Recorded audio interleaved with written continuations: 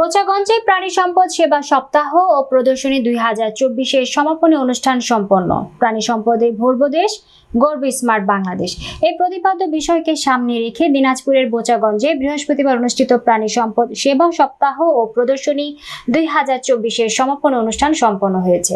বিকাল 4টায় উপজেলা প্রাণী সম্পদ অধিদপ্তরের সামনে অনুষ্ঠিত সমাপনী অনুষ্ঠানে প্রধান অতিথির বক্তব্যে উপজেলা চেয়ারম্যান অ্যাডভোকেট মোহাম্মদ জুলফিকার হোসেন বলেন, আমরা চাই সকলের সমন্বয়ে একটি সুন্দর বাংলাদেশ গড়ে উঠুক।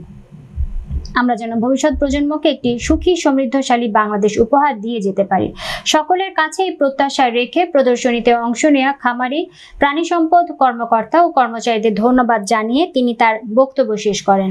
উপজেলা নির্বাহী অফিসার ভারপ্রাপ্ত মোহাম্মদ সাইফুল হুদার সভাপতিত্বে অনুষ্ঠানে বিশেষ অতিথি ছিলেন উপজেলা মহিলা ভাইস চেয়ারম্যান পুতুল রানী, উপজেলা প্রকৌশলী মোহাম্মদ হুমায়ুন কবির। এছাড়াও সভায় উপজেলা প্রাণী সম্পদ কর্মকর্তা ডাক্তার মোহাম্মদ আবু কায়েস বিন আজিজ বক্তব্য রাখেন। আলোচনা শেষে প্রদর্শনীতে অংশ নেওয়া খামারিদের সনদপত্র ও চেক হস্তান্তর করেন অনুষ্ঠানের প্রধান অতিথি সহ অন্যান্য অতিথিবৃন্দ। এ সময় উপজেলা veterinary surgeon doctor Suwaiba Akter, প্রাণী সম্পদ সম্প্রসারণ কর্মকর্তা ডাক্তার রিমন সহ এলাকার সুধীজন উপস্থিত ছিলেন। আমরা চাই যে সকলের সমন্বয়ে একটা সুন্দর বাংলাদেশ গড়ে উঠুক।